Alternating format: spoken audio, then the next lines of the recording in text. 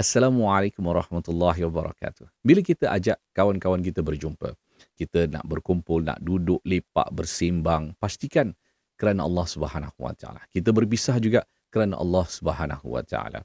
Jangan lupa kita harus mengesahkan Allah Subhanahu Wa Taala dalam duduk perbualan kita, mungkin tentang dunia, tentang pekerjaan, tentang rumah dan sebagainya. Pastikan kita jangan lupa untuk mentauhidkan Allah Subhanahu Wa Taala, dan kita berselawat ke atas Nabi Muhammad sallallahu alaihi wasallam. Mungkin jangan macam ustaz-ustaz pula, ataupun kita rasa macam nanti orang kata kita ya. Pastikan kita tidak menjadikan perbualan perbincangan kita berdosa.